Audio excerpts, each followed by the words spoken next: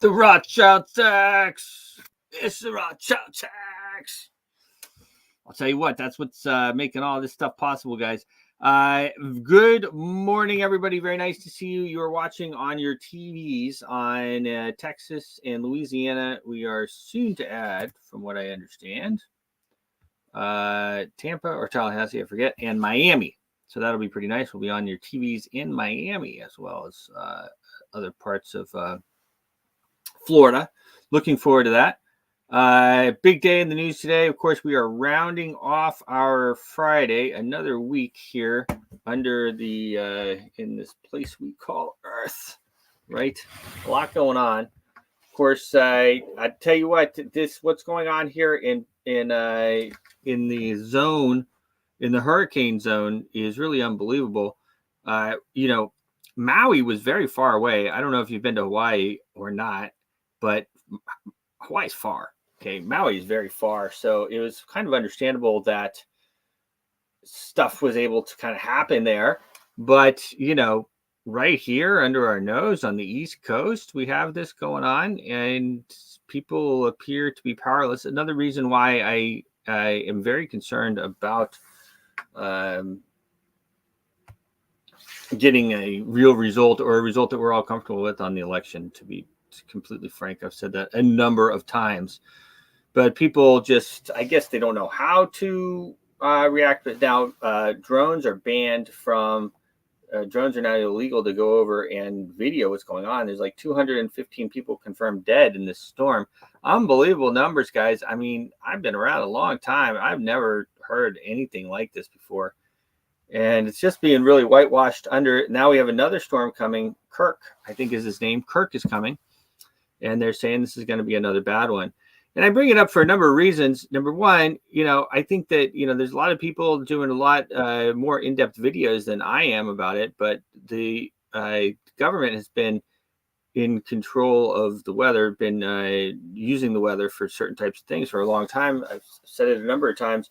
Father was in the Vietnam War, and we would go through and do whatever it was that we did in order, and it was understood. We were going to, before we went in there to shoot up the bad guys, we would make it rain and rain and rain for a week, get them all muddy, and get them all their morale down and everything else, and then we would go in and do it. So we've been controlling the weather for a long time. So when I see stuff like that, and 215 people dead already, I think there's like 1,000 people missing.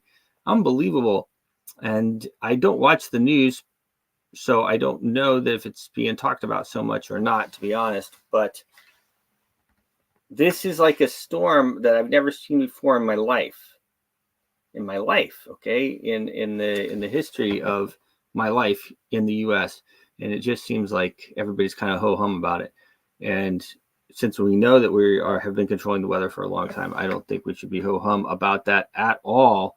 I don't know what the answer is, but you remember, if they're able to get away with it, then of course they'll continue to do it. And we saw that in Maui, if that's indeed what happened in Maui. Who knows? Chasing Titles, Election Strategy, and the Business of Winning in 2024 on the Impact Money Show is the title of the show. Elon joins Trump rally in Butler, Pennsylvania today. Is Hurricane Helene a Maui repeat? Question mark. Middle East wars intensifies, driving up oil prices, and Fed eyes another rate cut. As well, we have the Asian markets have been going absolutely nuts. Nuts. Like, we're talking like, 10-point moves, 10% moves, like major moves, daily moves in the Asian stock markets. It's really just amazing to watch. That, I think, is an indication of the dollar sliding so much.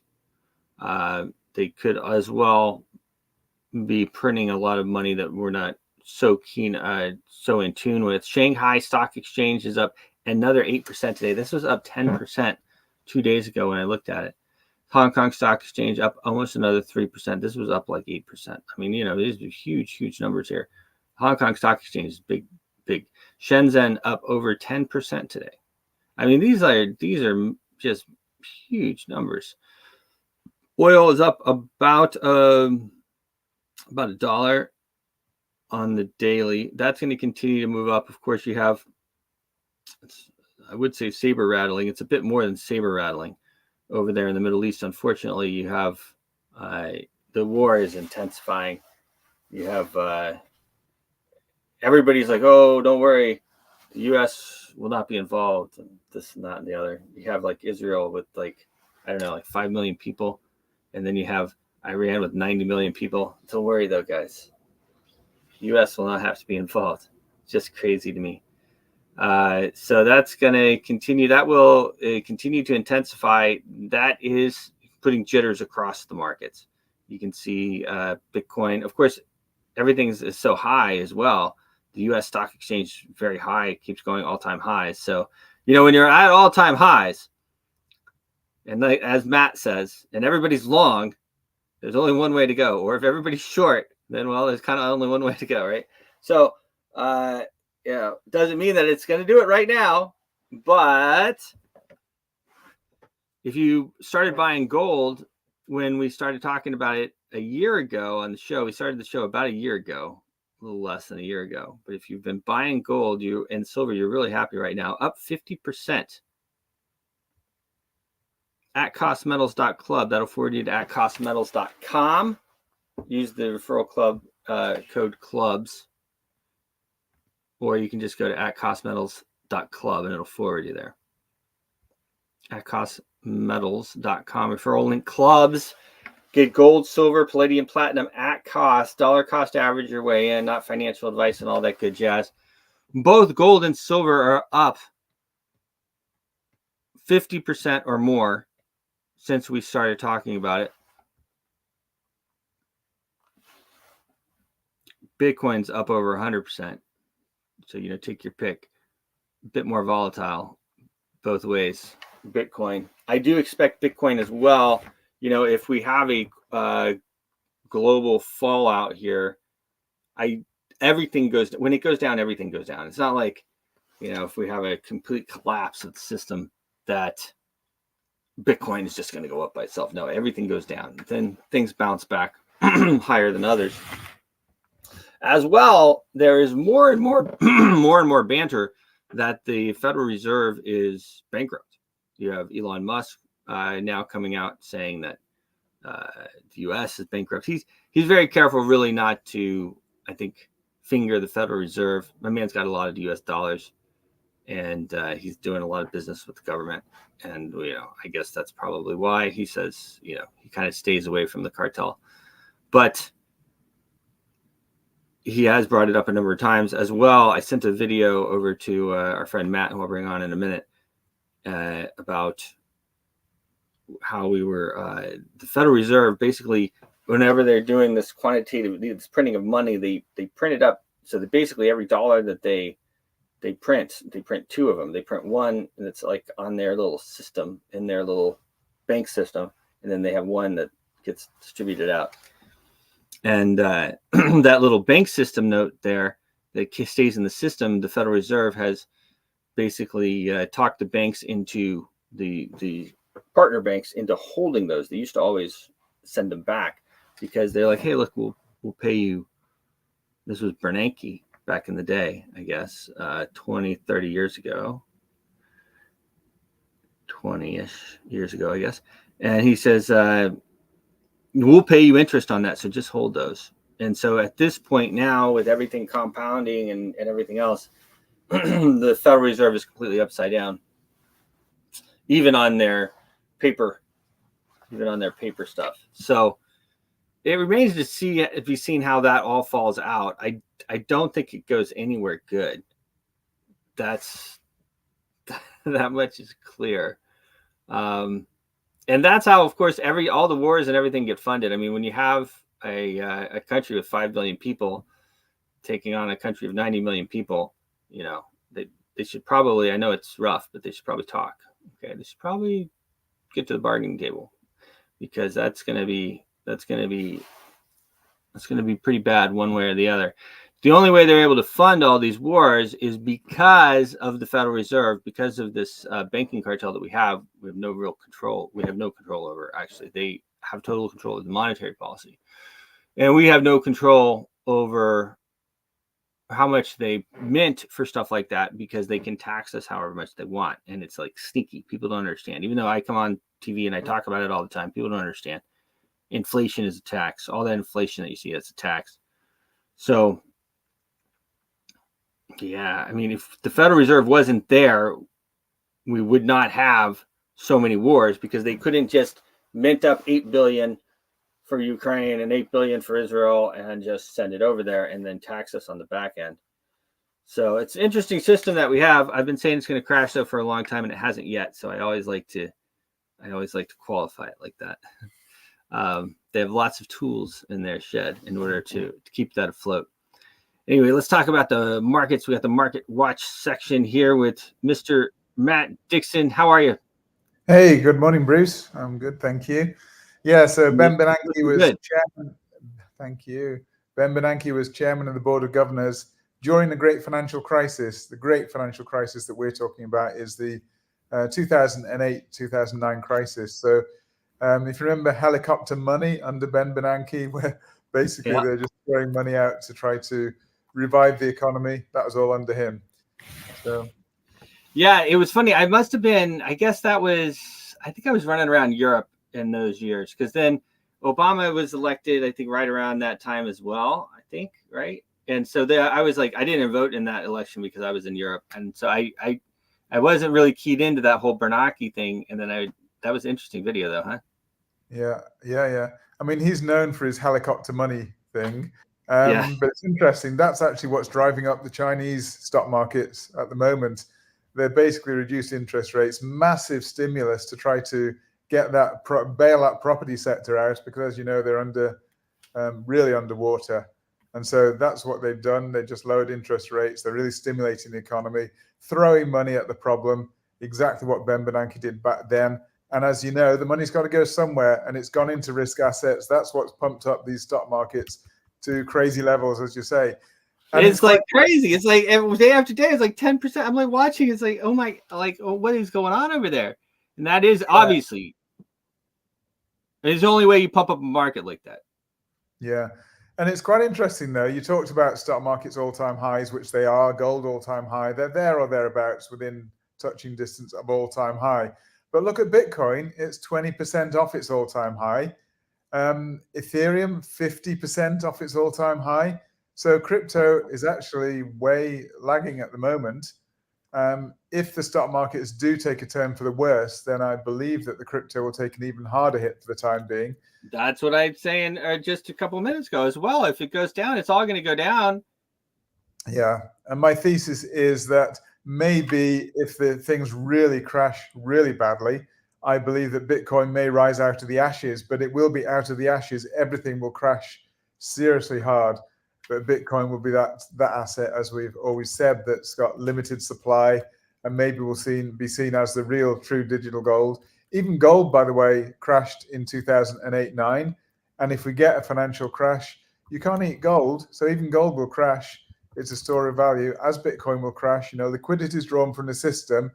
People have to sell everything to cover debts, to cover borrowings, all that kind of thing. So it will be quite serious. So probably I'll go into sharing my screen. Quite interesting to look at where we potentially are in the markets. Let's just see. So first of all, I hope you can see that to start with. Yes, we have the, is that BTC? It's Bitcoin. It's Bitcoin, yeah. This was a chart that I posted on X in 2022. I'm not sure whether it's the right one to start with, but we'll start with it anyway. Quite interesting because I showed that we were in a corrective mode on the way down. I labeled it WXYXZ. It may have actually been just a larger WX and then ABY down. It doesn't matter whether it's a double or triple zigzag, makes no difference. What I did say was that at this point, I posted this chart. You can see the line down there. When you have YX, you expect a final Z wave down in a triple zigzag. So you can see I expected the final wave down. That's precisely what we got. And that was actually the FTX low that we got around 15,500. That was the low that we saw. And that was predicted in advance using Elliott wave, using Fibonacci. And the reason I'm showing this is not to show off about how amazing this is, which it is amazing. It's actually to just compare this on the current situation with Bitcoin from the all-time high that we currently have. So this was the previous all-time high that we had around 68,000 or so at the time, and the big fall that we had down to the FTX low. Now, from the high that we had, the all-time high that we now have at 70-odd thousand, 73,008 or something, we've got a very, very similar chart pattern on a smaller fractal, and we'll look at that. But basically, it's calling potentially for another leg down before we potentially turn higher. So remember what happened after FTX? Everyone was thinking, oh, it's all done over, crypto will never recover, whatever. People were really in the doldrums back then, blood on the streets, as it were. And then the market recovered, and we got a new all-time high on Bitcoin. Now, we're in a similar situation on a smaller fractal right now from the all-time high of 74,000. Very, very similar chart pattern, just on a smaller time scale. And I think that we may have one more low to go, but I do then think that we'll push to new all-time highs, exactly as this market did at the time. So I thought that was interesting to look back at. Well, here's gold, by the way. I'm not particularly going to comment much on gold, apart from just to reinforce what you said. Yes, look at this amazing move higher that we had. Very powerful, impulsive move to the upside. No overlap. It is impulsive. It can continue. We've said this many times before. Looking at the various fractals, it's actually got scope to go much higher. Even if we get a pullback correction, pullbacks are probably opportunities to buy the dip. And as you can see here, we're virtually there or thereabouts at all-time highs for gold. I want to touch on oil, though, because that's the interesting one right now. Mm-hmm. All of the turmoil going on in the Middle East. So let me just shrink that chart to show you a couple of interesting things. And oil has a long way it could have a long way to go, too. It could have a long way to go, potentially either way. This was the COVID crisis. And do you remember back then, oil actually hit negative. They're actually couldn't get rid of it. I had guys calling me. They're like, I have a full tank of oil off the coast of wherever. Yeah, they're basically paying you to take the oil because they had no storage available. Yes. So that was why we got negative oil. You can see here, it basically went negative on the futures. So oil cost nothing in the COVID times. And then we got the peak that happened. That was $130 from nothing to 130 in quite a short time. And that was the Russia-Ukraine war that caused that. So that's what I say caused inflation. Obviously, you got a massive uptick in oil price. Oil price is one of the major expenses that we all have to deal with, whether it be business, transport, personal heating, petrol or gas, as you call it, whatever you want to call it. Basically, it's a big component of inflation. It drives prices higher. So even if you're excluding food and energy, as in core, it still has a massive effect on inflation because it affects the cost of transport, the cost of manufacturing, the cost of heating your home, etc. So the cost of goods, basically. So when you get spiking oil prices, it causes inflation. That's what caused inflation. The reason I'm harping on about this is I believe inflation was externally driven by this war in Ukraine, Russia-Ukraine. Externally driven, meaning it wasn't demand driven. And the reason you raise interest rates normally is to quash demand, to bring inflation down. But demand wasn't getting out of step. But to be fair, the financial system has been massively distorted by the money printing in 2008 and following COVID. All this money printing out of thin air has distorted, and it is just something, putting stick and plasters on the problems and creating problems for the future. So even what China are doing now, effectively just printing money, throwing money at the system to try to keep things afloat. This goes against academic theory. Schumpeter was a very famous economist talking about constructive destruction or something of the sort. Basically, you need to have destruction to get rid of the weaknesses in the economy. To rebuild the construction is what rebuilds and strengthens the economy. We've actually done away with that, and we're protecting weak business, whatever, by just printing money, and that money has gone into risk assets. So it's distorting distribution of wealth between the rich and the poor. It's just not, it's very, very short-sighted. For political reasons, they've just carried on printing money. And I think that they're going to continue lowering rates, even if maybe they, who knows what, whether you want to say they should or shouldn't. I think they will continue, and it will be political. Well, I did say, when they did 50 basis points, I couldn't believe it. I was shocked, and we were shocked, actually. We believed it should be 25 at the most. They did 50. Why did they do 50? He didn't give any good reason why they did 50, because you could say, okay, you did 50, you thought things are really bad, yet inflation's way above target, so you want to lower interest rates by a big amount, twice what was expected, whilst inflation's already way above target. Does that make any sense? It doesn't make any sense at all. Is the economy that bad that you want to lower rates by 0.5 percentage point? No, the economy is not that bad. We've got non-farm payrolls out. They're probably going to continue to be reasonably robust. We'll see. Maybe we get a little bit of a tick down. We'll see. That's going to inform the next rate decision. They cannot credibly, logically, on current data, they can't reduce rates again. They talked about reducing rates for the final 2 meetings of the year. I don't see how it's possible. And I went out on Twitter and said, I can't understand it, why they drop rates by so much when we've got inflation higher than expected. And you've gone on show after show talking about the cost of good, the cost of eggs, the cost of all these things. Inflation is higher than they're reporting. Inflation is sky high. A lot higher. And they reduced interest rates by 0.5 percentage point. It does not make any sense at all. I don't understand. Well, they're printing so much money. You know what I mean? So it's kind of they're freaking out. This is not the word I want, but that works. I mean, after all this money printing, the money is flowed into risk assets. Thing is now they want to maintain the levels of risk assets. So this is their third secret mandate.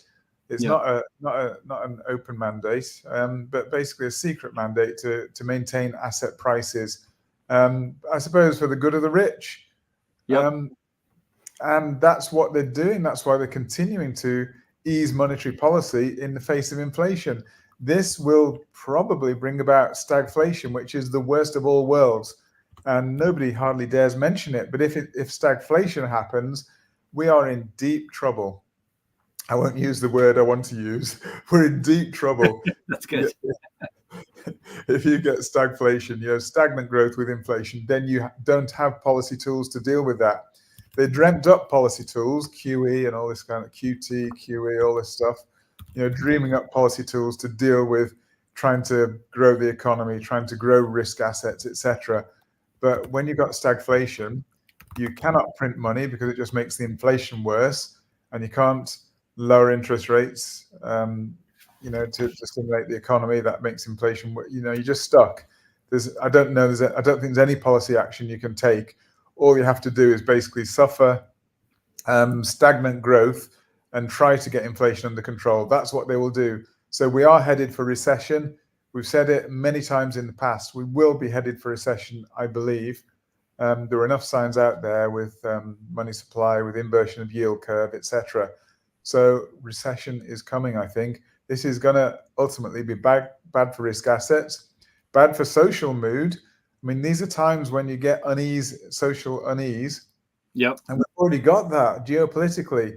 This Israel thing. Let's just jump over to. Sorry to say jump over. We're on oil at the moment. It's like the perfect storm. I think the port workers have decided now to push this thing till January, but we have a lot of things stacking up. Whatever way the U.S. election comes out, half of the country or so is going to be unhappy about it, and then you're going to have a recession, and then we're going to, you know what I mean? You're going to have tremendous unrest possibilities. Yeah. And we've got Israel they are highly likely to retaliate. This is actually, they've got the upper hand right now, and this is their opportunity to basically do away or set back the Iranian nuclear program. That's what they want to do. And now they've weakened Hezbollah, they've weakened all the Iranian proxies roundabout. So now they have the excuse to attack the Iranian nuclear facilities. If that happens, no doubt there'll be a massive spike in oil price.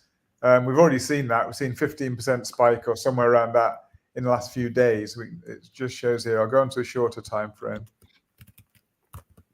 and open it out a little bit just so we can see a little bit the rise. It doesn't look big on the long time frame, but when you open it out a little bit, you can see that oil is actually pretty strongly bullish.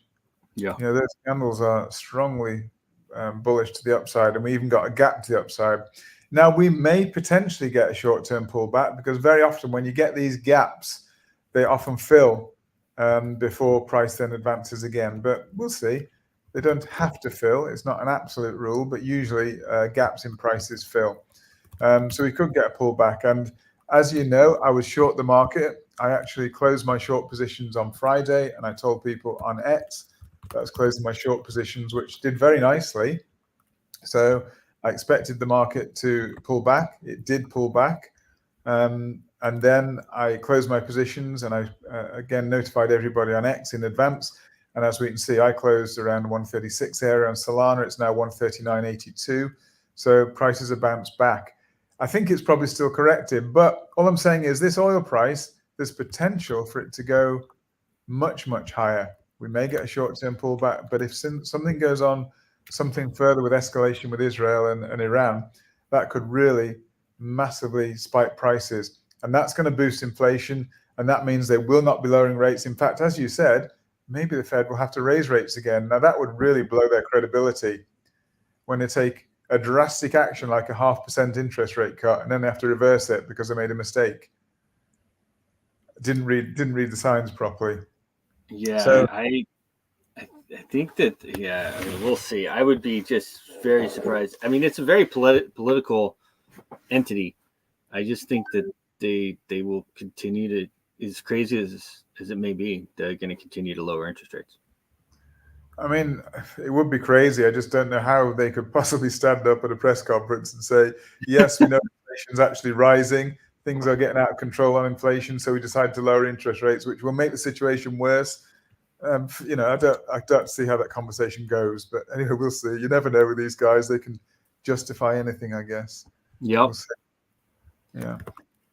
Here's Bitcoin. Again, we got the expected pullback. I showed there's an ABC higher. I think the C wave went to 100%. Did it? Yeah, it did perfectly 100%. That was amazing. So then we expect there to be some pullback. That's precisely what's happened.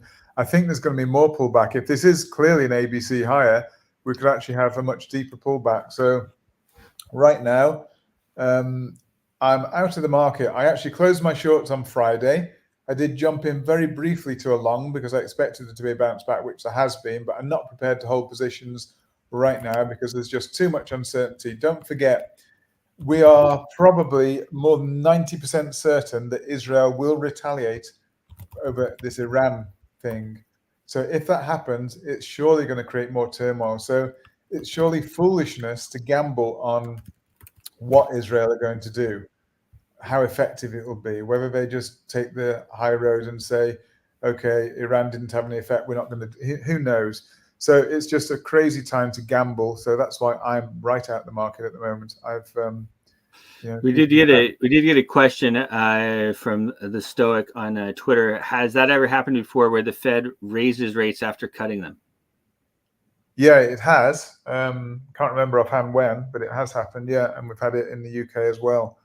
So it does.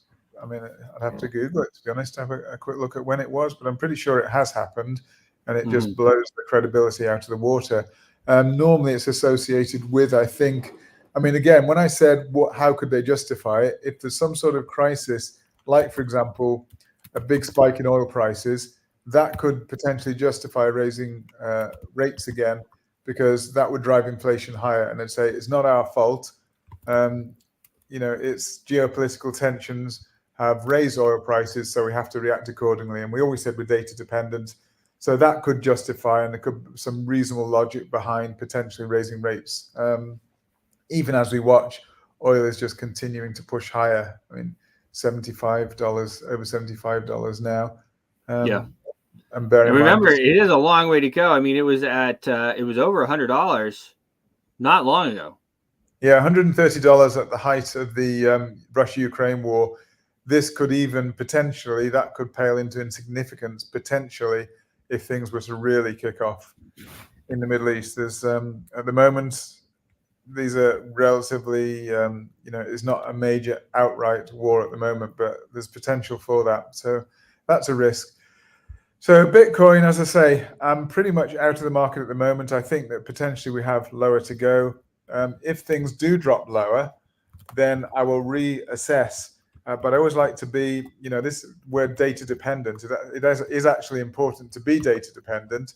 You shouldn't take a decision and just be doggedly stick with that decision. You need to look at what's going on in the world.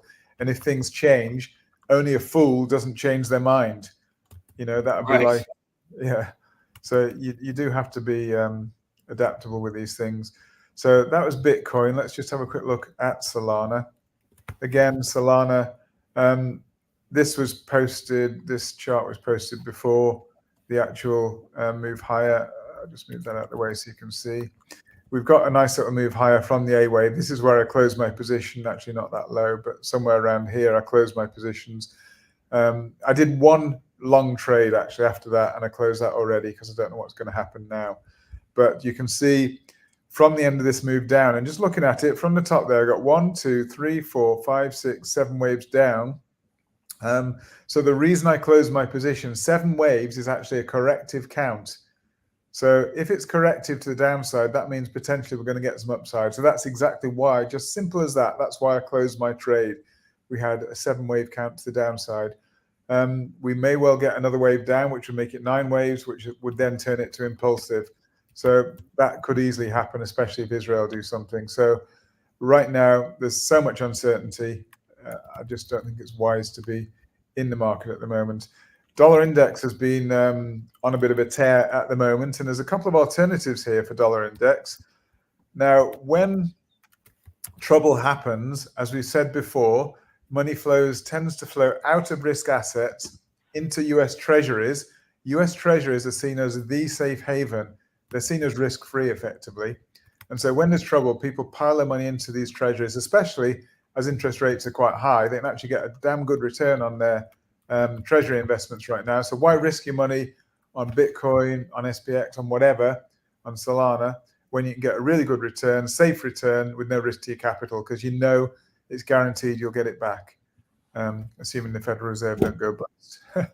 But it's actually seen internationally as a risk-free investment. But anyway, where is DXY going now? Well, there's a couple of possibilities. You might say this doesn't help, but it does help. Helps from a risk-reward perspective. So we've had from the high point, I just have to scroll out a little bit so you can see where I counted from.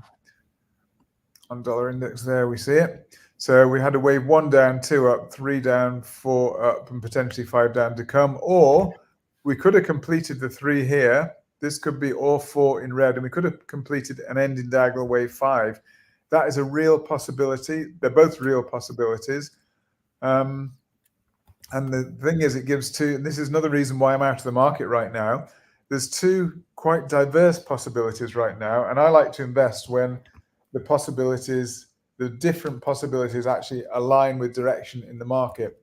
Right now, if this is wave 3 and this is wave 4, then we have much lower to go in dollar index, and that would be good for risk assets. So you buy Bitcoin in that case. But if basically this were wave 3 and that is wave 4, sorry, if this is wave 5 here, sorry, that was 4, that was 5, then this isn't wave 4 anymore, and we're starting an impulse to the upside. So that would mean the 5 wave move is complete here, instead of further on down here. So if it's already complete, we potentially just have much, much higher to go with dollar index. And so that would be negative Bitcoin.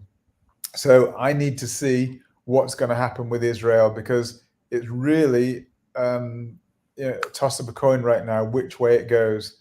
And there are times like that. And that's why there are times when just stay out of the market.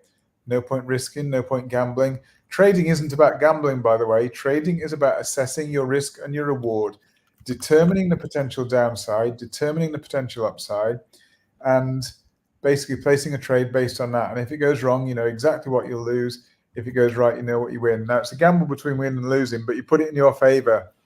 So a trader always puts things in his favor. So over the long term, so I just checked, for example, over the last month, I've done 20 trades now in the last month. 19 of them have been positive. 1 of them has been negative. That's purely because I put the risk reward in the right place. And when I did take a loss, it was a modest loss. In fact, my biggest loss was 9 times smaller than my biggest gain. So again, that's risk reward. It's risk reward in terms of the magnitude of your losses and your gains, but it's also risk reward in terms of the likelihood of it becoming a loss or a gain. And so that's, again, the kind of art of being a trader. It is a science. It's also, it probably is just a science, but it feels like it's an art sometimes. I think it's both. Anyway. Yeah. So again, it's a big mistake. Just again, hopefully we're just providing educational stuff here. It's a big mistake to get tied into. Some people are big Jasmy fans. Some people are big XRP fans. There's no point being a particular fan of something. Yes, you might like trading Jasmy or XRP, or I like trading Solana, for example, but you still need to understand that it can go up and it can go down. You need to look very, very unemotionally at what are the prospects for up and down. So I know people just, they get really upset if you say a particular asset might be going down in value, when they're big Jasmy fans, for example, or big whatever. I wanted to ask you, I know we talked about it, on the show at least once before. There was a time during the month that a certain amount of XRP gets released, and they'll usually pump the market before that. What was that? Was it the first week of the month or something like that, or what was it? What was that schedule? Do you remember? I'd have to check, to be honest. I can't remember, but it happens every single month, so it is priced in usually beforehand. The reason for the XRP fall off this time was actually SEC news came out. They basically filed a a response to the.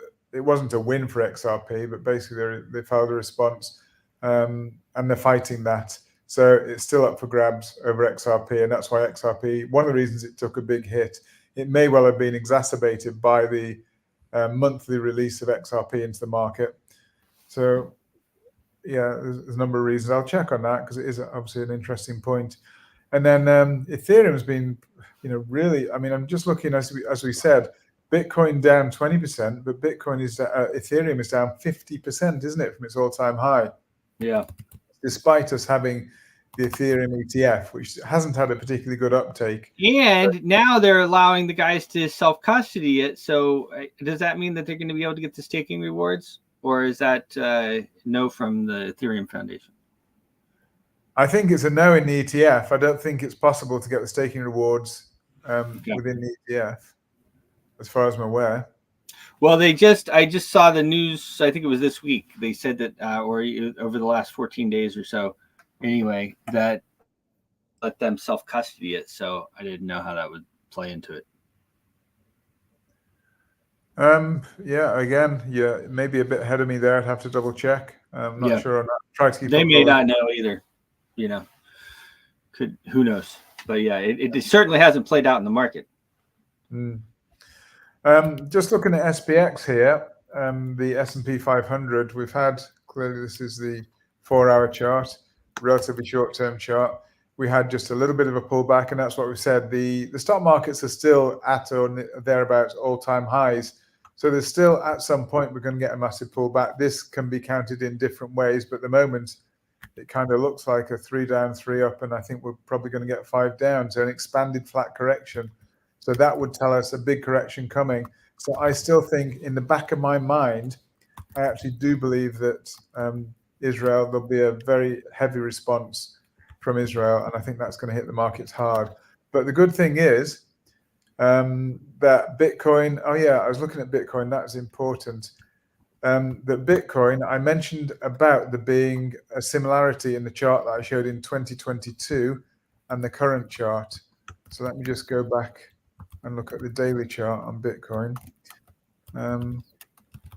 It's actually a very, very similar chart. So we had, again, ABWX, potentially ABY to the downside. So this is very, very similar. And we could have had the W here, but the ABWX, AB, and potentially Y to finish. So very, very similar chart. This, honestly, if you compare it with the 2022 longer term chart, it's a much longer term, bigger time frame, but this is just a fractal, shorter time frame version of the price since the all-time high. It's so similar. And don't forget, after this next pull down, and the last time it happened in 2022, after the FTX crisis, we rose to new all-time highs for Bitcoin. I do believe, based on this current chart pattern, that we will once again rise to new all-time highs for Bitcoin, but there may be some pain in the short term. So I'm glad I remembered to go back on that one. And this next turn down will probably most likely correspond with a potential pullback in SPX. So when all things are looking bright and rosy, like China's been pumping money into their economy and the stock market's been pumping like crazy, these are the times you start to, when you're at all-time high, that's the time when you need to be, you can't bet against all-time highs, but you need to be aware at any time that there can be a serious pullback because you are actually at an all-time high. And that you could get new all-time highs, but at some point soon we will get a serious pullback. It's got to come. So I'm just, again, to reiterate, just being so cautious at the moment in the market. Taking very short-term positions right now. That's pretty much it for today. I could comment on other things, like I was asked to look at the dollar yen, for example. There's been no major response from dollar yen. We got a bit of a push higher. Now, remember, dollar yen is kind of correlated with the market. So when we get a big fall in dollar yen, in other words, when we get big yen strength, like the unwind of the carry trade we saw a month back or something, that corresponded with big weakness in the markets. Now we've seen a bit of a push higher just now that's corresponding. Well, actually, it's just dollar strength. So there's nothing here really related to the carry trade. The carry trade is actually rebuilding, growing as this price moves higher. So there's a possibility this may be just an ABC and we may get lower dollar yen. Lower dollar yen will correspond with a shock in the market. So right now, whilst we may go a little bit higher, at the moment, it looks like it's setting up for another fall in dollar yen, which would correspond with weakness across risk assets. So let's just wait and see what happens there. And again, we can look at all sorts of others, but I think we'll leave it there for now. Hope it's been helpful. And have a great weekend, everyone. Look forward to Monday. Let's hope the markets are still stable by Monday. You too, sir. Have a great weekend. Thank you, Bruce. Thank you, everybody. Bye for now. Thank you, Matt. All right. Yes, sir. Mr. Stoic, much appreciated. Thanks for the information. You got it, brother. So there's just a lot going on. I can tell you here in the Capitol, there's just a lot going on. You have more military planes going around. You have the Pentagon is always packed. There's just a lot. There's a lot going on, and hopefully we don't have more and more tensions over there in the Middle East. But they have all of these fun. I shouldn't say fun because they're horrible weapons of war, but they can be kind of cool technology, and they're gonna use them. That's what I think. I think they're gonna use them. So, hey Gia, what's up, man? Is this my man Gia from Russia? Hello, bro. I think so, right? I'm doing good, man. I'm doing good. I hope you're doing well too. Nice to see you, man. Nice to see you. We do the show every morning. I don't know if this is the first time you caught it. You're on Facebook. Okay, good to see you. Good to see you. I did want to play. Let's see here. There's a couple of things on the Rothschilds. Of course, I started off the show with the Rothschilds tax song that we talked about here. If I share my screen, I have somebody else put this together. Sometimes I like to share what other people put together as well. Let's see here. Brett Pike. Is this it? Yes. Let's take a view of this here real quick. Let me. France. And talking about the Rothschilds. The most powerful banker in the world just died. And when you study his family, it becomes clear why people can't afford homes and college. The story goes back to the 1700s and a banker named Mayer Rothschild. And he made an amazing discovery that there was more wealth lending money to governments than individual people. And to stay with me, because this will explain why Gen Z can't afford anything. Rothschild would have 5 sons who he would send to 5 different countries across Europe to start central banks: Germany, Austria, England, Italy, and France. And by the early 1800s, the Rothschild family was funding both sides of the Napoleonic Wars, which was the real World War I. And funding both sides of wars would become part of the business model. Well, Napoleon would be defeated at the Battle of Waterloo, and the Rothschilds had gotten the news before everyone else. They knew that England won the war. Well, they start selling off all their English war bonds, and they make sure everyone could see them do it. And when everyone saw the Rothschilds selling their bonds, they started to sell theirs. They assumed that the Rothschilds had information that England was going to lose the war. And when everyone started selling their war bonds, the Rothschilds bought them back for pennies on the dollar. And later that week, when everyone else found that England won the war, the Rothschilds basically owned the country. And as Nathan Rothschild said, "Give me control of a nation's money supply, and I care not who makes its laws." The business model had become to get governments and people into debt. And when the Rothschilds saw a young America, they saw opportunity. And in 1816, they found their way into American central banking with the Second Bank of the United States. And your money would be worth even less today if Andrew Jackson hadn't come along and saved the country. He started what are known as the bank wars. He balanced the budget, paid off America's debt, and ended the charter of the Second Bank of the United States. And although an assassin was sent after Jackson, he would miss both shots, and Jackson would proceed to beat him with a cane. That's why Jackson is on the $20 bill. They're mocking him, and they're mocking you and me. But 77 years later, the Rothschilds would take control of the American banking system with the passage of the Federal Reserve Act. That's what this book is about. It gave a small group of powerful bankers a monopoly over the printing of the American dollar. And for every dollar they print, they're paid back at interest. This is why the 16th Amendment was passed that same year, 1913. It established the federal income tax for the first time in American history. When they print this money, they get paid back at interest with our tax dollars. And there hadn't been a federal income tax for the first 137 years that America was a country. And these taxes go to paying back the bankers at interest, not the roads and the military like everyone thinks. It's usury, debt, interest. It's how you steal the wealth from the middle class of a nation. And they love the wars because they're getting paid back at interest. But every time they print that money, they're stealing from the future. It means your money is going to be worth less. It's why they had Lyndon B. Johnson push the Great Society, which made mortgages and college loans available to everyone,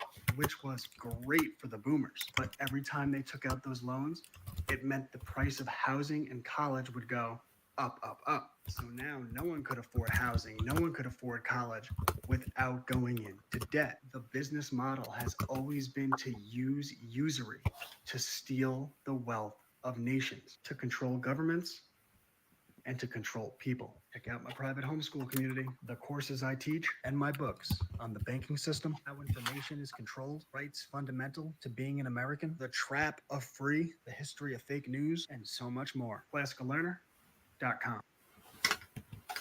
Yeah, check this guy out. The most Brett powerful banker in the White, world just died, and when you study his founder of family, the Classical Learner. It's pretty good report. A lot of the stuff I hear, when I hear it, they get some stuff right, but then they don't get the other stuff right. But that was pretty on point. There was nothing that jumped up here. Classical Learner homeschool company and creator of the homeschool connected curriculum. I was also homeschooled, so it's fairly interesting. The thing about being homeschooled is that you get to, skip a lot of the programming that happens.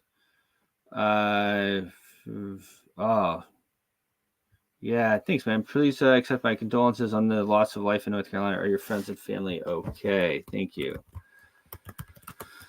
So I went to school in North Carolina. I'm sure some people are affected, but family is okay. So, Bruce, best of the best. Thanks, brother. Thank you, sir. Thank you, sir. So, but yeah, being homeschooled, it definitely gives you.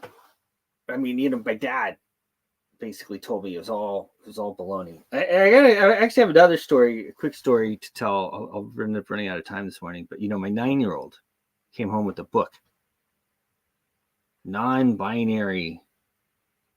Can you believe it? 9 years old, non-binary book. Now she goes to Catholic school, so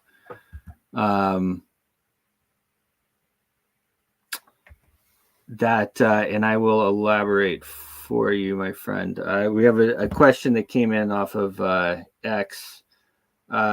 Does Wall Street allow for Kamala presidency? I said Wall Street wants Kamala. Can you elaborate? I cannot make it make sense as to why they would want her. I mean, the short answer is because she is controllable. And she's eminently controllable. And so if you're in, first of all, Wall Street war, everything else is good for, it makes the stocks go up. You have to also realize who is behind the stock market. Who are the money people? Who are the bankers? I like to tap dance around it a little bit on this show because I like to be on YouTube and stuff like that. But you fill in the blanks. Who are the bankers? Who are they? All the families of the Rothschild, all the families of the central bank, they're all in a group. What group is that? Let me just put them up here. This is the Rothschild tax, inflation. These are the families who own the Federal Reserve right here. They all have something in common. What is it? So you have a guy like Trump, and Trump is Trump. He seems to be in bed pretty much with those people. I agree. He's probably doing whatever he needs to do to get elected. I saw Melania came out with her video yesterday. It was just absolutely upsetting. She's now pro-abortion. I mean, what are we doing? What are we doing? I wasn't going to talk about it, but seriously, I'm about to go into the binary book thing. So, like, what are we doing? So the Republican Party is now the party of drag queens, transvestites, and baby killers? We have lost our way. Now, I'm sure that Melania has decided, and, you know, I'm sure my wife wanted to go out and do something like that. I would say absolutely not. So I'm sure Trump is in the same position. So that was a calculated move. They decided that with their advisors that was a good move. But I think at a certain point, guys, that we have to stop. I mean, what is the difference between the Democrats and the Republicans? Like, what's the difference? And why? I mean, the two-party system is utterly failed. So the Republican Party is now the party of drag queens, transvestites, and baby killers.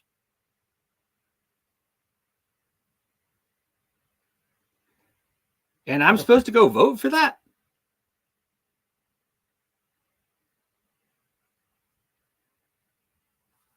I think we're in trouble anyway, to be honest with you, with the magic electronic voting machines and everything else. But throw up.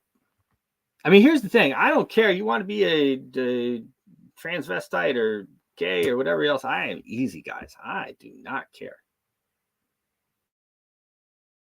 Go have your fun. Okay? But to glorify it is a major mistake. We have a population collapse in this country. In the world, in the Western world, we have a population collapse. You have actually, what's his face? Elon. He posted up a video real quick of Schumer, Chucky Schumer. And Chuck's talking about, well, we're having a population collapse, and this is why we need. I mean, Elon's just been going off here under the Biden. You know, I mean, we've let in so many quote unquote newcomers, so many that I don't see. Even if Trump wins the election, which is crazy. Oh wow, exactly. Governor saying he's causing inflation. Oh yeah, I'll just go ahead and share this.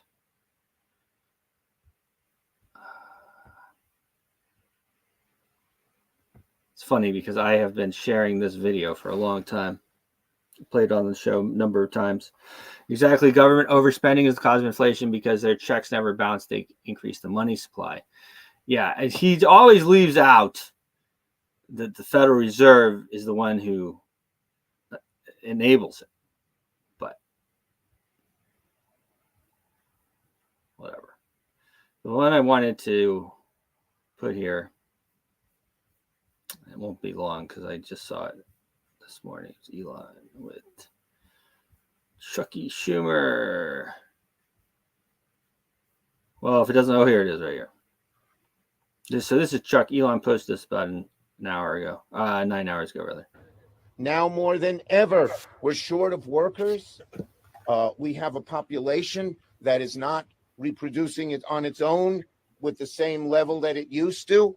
The only way we're going to have a great future in America is if we welcome and embrace immigrants, the dreamers, and all of them, because our ultimate goal is to help the dreamers, but get a path to citizenship for all 11 million or however many undocumented there are here. Now more than ever, we're short of work. We're short of workers, he says. Never mind anything that's going to AI and everything else. We're short of workers, population decline, everything else. And then we have now both parties are going to be pro-abortion. It's honestly, I'll tell you this, guys. Big mistake. Big mistake. Having Melania come out and be pro-abortion. I mean, big mistake. Fine, be pro-abortion in private, but your husband is running for president of the United States. Good Christian people across the country don't believe in killing babies, and he wants our vote. And like, I haven't said it before, but yeah, the Republican Party is now drag queens, transvestites, and baby killers. And I tell you what, guys, you are out of touch with your voters. You are out of touch. Because your voters are not drag queens, transvestites, and baby killers. Okay? I don't know who is advising who, but you guys are out of touch. And yeah, to your point, Melania's book is a bestseller in the USA. I mean, the bestseller thing is always kind of a funny thing. I will say it wasn't worth her doing that.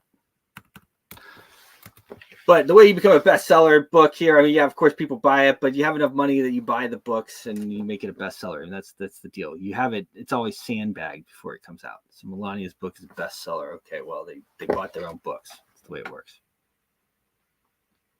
So anyway, back to the whole thing. So my 9-year-old daughter comes home with the book, and it is, oh yeah, I'm going to read this book, and she kind of like. She's already asking me about this, that, and the other. And interestingly enough, the rainbow flag. What's the rainbow flag? Blah, blah, blah. I told her, I said, look, you got to understand that, my dad told me he'll never talk to me again if I pulled that crap. And guys, that's like what we want to be telling our youth. We don't want to be telling our youth, oh, non-binary. Oh, well, you can decide. She says, and then so anyway, she comes home with the book, blah blah blah, Dad, and she didn't get the book at school. She got the book from one of her friends at school that she was hanging out with. And I guess I can't even believe that the parents let that happen. So she gets this, and it's, oh, no, Dad, it's science. No, honey. It's actually not science, okay? Science is X, Y, and X. And if you have it's very simple. You have a hot dog, you're a man. If you don't, you're a woman. That's the way it works, okay? If you have the other thing, that you're a woman. It's not controversial. So you have cats. What do you have? You have man cat, you have the boy cat, and the girl cat. And they have more cats, right? Yeah, it's dogs. Male dog, female dog. They have more dogs all over nature. This is the way it works. And that the devil is always out to get you, I told her. The devil is always out to get you. And she goes, oh, well, it's just a book. This is not. My 9-year-old's pretty smart. And I said, yeah, but honey, think about the man who wrote that book. Let's look at that man's name. I flipped it over, looked at this guy's name. It's the usual suspects, of course. Think about that man. What was that man thinking to write this book for 9-year-olds, for kids to read? What's he doing? Like, why is he doing that? The devil always wants our kids. They don't want population growth.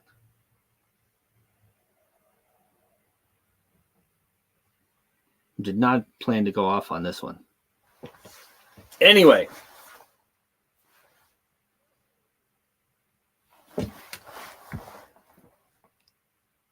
I think the Republican Party's made a major, major mistake. And I don't know if they're going to recover from it. I'll tell you this one way or the other, and I've said it a number of times, that be ready for either way, whether Trump wins or whether he doesn't win. And go and do your voting. But yeah, the Republican Party has lost its way, folks. So anyway, hopefully Trump is definitely the better option. There's no doubt about it. Make sure you go in there, register to vote, make your voice heard. And I guess I'm going to be out of here. Well, I went off on my tangent. Cheers, guys. Your voice is powerful. When combined with social engagement, it's a force for change. Decentralized media paired with free speech is the catalyst for an empowered world and a unified, invaluable ecosystem. Join Global Boost, become a champion of free speech, and help to reshape the future of media.